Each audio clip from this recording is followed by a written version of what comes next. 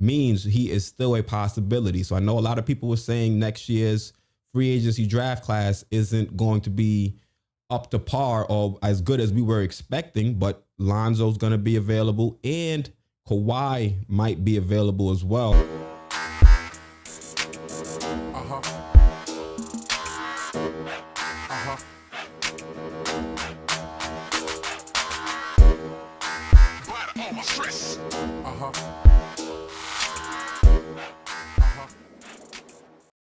Hey, what's going on? Quis here from Sports Vibes TV. And this is a time of season that I, as a Knicks fan, really don't like. This is the time where players entering their fourth season typically get their contract extensions. And if they don't, they enter restricted free agency at the end of the season.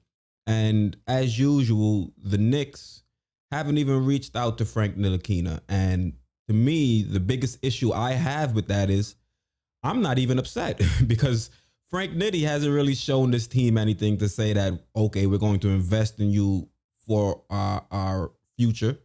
You know, Frank Nitty hasn't shown us that he could be either a starting point guard or he can be a legit 3-and-D wing, or a 2 guard. So to sit here and say that the Knicks are in the wrong for not necessarily even reaching out to Frank Nitty, to me, I think would be a major oversight. Frank Nitty still has more to prove, and I think the biggest thing we can say about this is the Knicks not betting against themselves or bargaining against themselves, because now what the Knicks can do is they can let Frank Nitty play out the remaining portion of the season. And if he looks good, then instead of bidding against ourselves, we could then let Frank Nitty go out, have other teams set the market for him.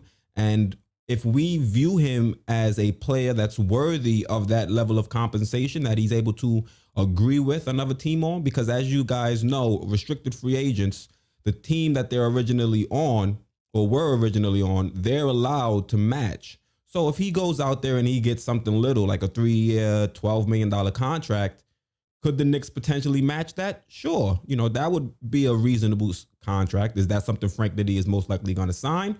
Who knows? And if he does end up signing a contract like that, you would understand why the Knicks didn't reach out to him and try to offer that, because that, I think, would fracture the relationship. That would be, to me, a little bit of a disrespectful offer, especially when you're seeing what other players in his draft class are getting. I mean, look at the Orlando Magic.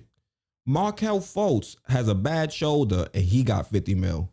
Jonathan Isaac got a bad knee and he got 80 mil. So if the Knicks were to pick up the phone and hit Frank Nitty like, yo, we got 3 years, 12 mil for you, what's the answer? I'm pretty sure Frank Nitty's going to hang that phone up respectfully, because he seems like a respectable dude, a respectful dude. He's going to probably hang up the phone and he's going to hold a grudge for the remaining portion of the season. So the Knicks opted not to reach out to him, and you know, he's going to have to play the remaining portion of his contract out, and hopefully he produces for the Knicks. As a Knicks fan, I'm hoping he is everything we thought he could be, and I'm hoping he's worthy of a legitimate, not a big max contract or anything crazy, but if he's worthy of a $10 million contract, I mean a $10 million per year contract, then that means he showed us something this season. And that's what I want to see as a Knicks fan. I want to see Frank Nitty, even if we ain't going to give him 10 mil, 15 mil, I want to see him perform to the standard that he would be, you know, Warrington, where he would be warranting that level of compensation. So I think the Knicks have to evaluate Frank Nitty a little bit more, and they've made decisions on other players on the roster that, you know, were expected. They picked up RJ Barrett's extension or option, team option. They also picked up Kevin Knox's team option. I think the deadline for that was this December 29th.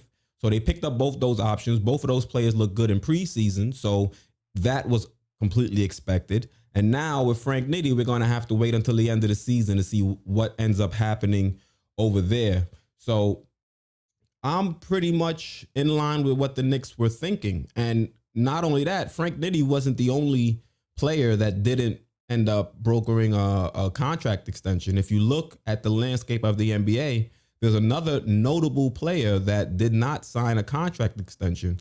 And it's a player that time and time again, I'm saying the Knicks could target, because I'm not 100% sure the Pelicans are going to extend him, and that would be Lonzo Ball. Lonzo Ball was not extended, along with a few other players that may not necessarily be players that could fit into the Knicks based on what the way our roster is set up, like a Lauri Markkanen, who is a deadly shooter, but he occupies the same position as Obi. I don't know if you would want to invest in Obi and then in the next offseason go bring in somebody that's going to take his spot. So Lonzo Ball is a player that I was looking at as a potential option in free agency next year.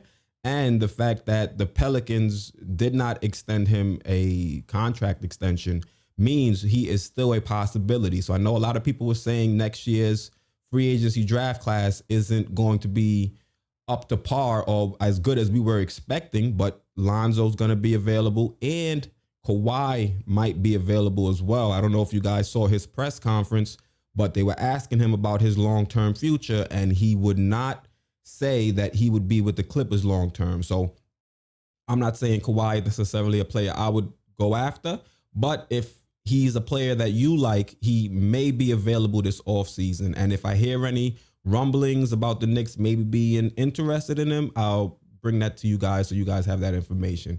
So let me know what you think about the Knicks' decisions with RJ Barrett, Kevin Knox, and picking up their team options, which is an obvious move, especially with the way Kevin Knox was looking in this preseason. You'd have to be a real terrible player for them to not pick up your player option. Now, I think maybe Anthony Bennett, they didn't pick up his player option. He probably didn't last the full 4 years.